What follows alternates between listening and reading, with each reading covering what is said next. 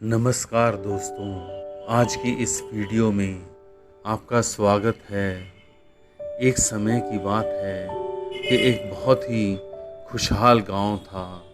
वहां के लोग खुशी खुशी अपना जीवन व्यतीत कर रहे थे। उसी गांव में एक मंदिर भी था। लोग पूजा के लिए उसी मंदिर में आया करते थे। उस मंदिर का पुजारी भगवान का अनन्य भक्त था और अपना सारा समय भगवान की पूजा में ही लगाता था। भगवान पर पूरा विश्वास करता था। परंतु उस वर्ष मानसून के मौसम में बहुत अधिक वर्षा हुई और गांव में बाढ़ आ गई। लोग अपने घरों को खाली कर सुरक्षित स्थानों पर जाना शुरू कर देते हैं।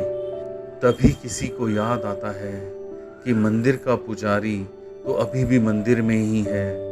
वह आदमी पुजारी के पास आता है और कहता है कि सारा गांव खाली हो रहा है और सब गांव वाले गांव छोड़कर सुरक्षित स्थान पर जा रहे हैं, आप भी चलिए। परंतु पुजारी उस व्यक्ति से कहता है कि मैं तुम लोगों की तरह नास्तिक नहीं हूँ। मुझे भगवान पर पूरा विश्वास है, वह मुझे बचाने ज़रूर आएंगे। यह सुन वह व्यक्ति वहाँ से चला जाता है। परंतु बाढ़ का पानी और अधिक भरने लगता है और कमर तक आ जाता है। तब पुजारी मंदिर में एक ऊंची टेबल पर बैठ जाता है। तभी वहाँ पर एक आदमी नाव लेकर आता है और पुजारी से कहता है कि यहाँ रुकना खतरे से खाली नहीं है, कृपया नाव में आ जाएं, हम एक सुरक्षित स्थान पर जा सकते हैं।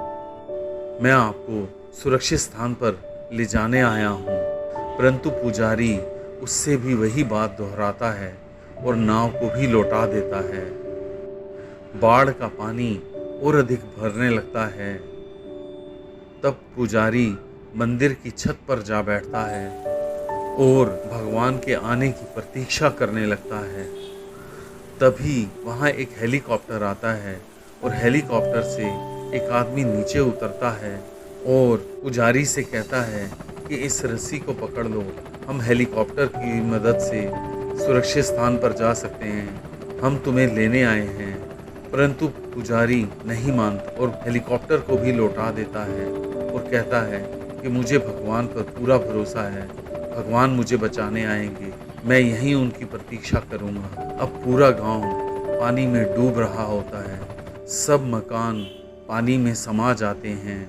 मंदिर में भी पानी छत से ऊपर आ जाता है और अब पुजारी का सिर ही केवल पानी के ऊपर रह जाता है और वह भगवान से शिकायत करने लगता है कि मैंने पूरी जिंदगी आपकी पूजा पाठ की, परंतु इस संकट की घड़ी में आप मुझे बचाने नहीं आए।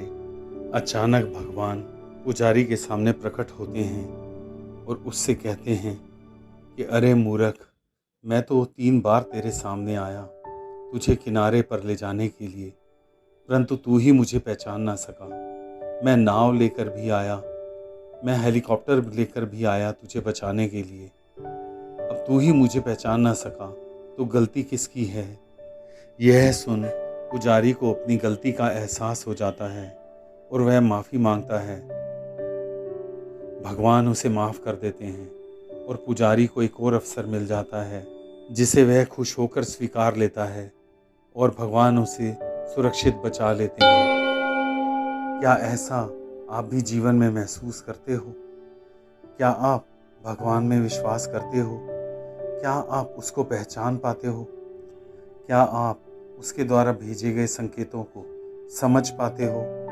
भगवान तो हर समय जिंदगी में ऐसे अवसर देते रहते हैं। अज्ञात दिशाओं से अज्ञात लोगों के द्वारा ऐसे अवसर मिलते रहते हैं, परंतु अक्सर हम भगवान द्वारा भेजे गए ऐसे मौक़ों को पहचान नहीं पाते और खो देते हैं। अगर जीवन में कभी भी ऐसे अवसर आएं तो सोचते मत रह जाना, उन्हें स्वीकार कर लेना। ऐसा भी नहीं है कि भगवान दोबारा अवसर नहीं देंगे, परंतु जब यह अवसर आ ही रहा है तो उसे क्यों चूक जाना, क्यों समय बर्बाद करना।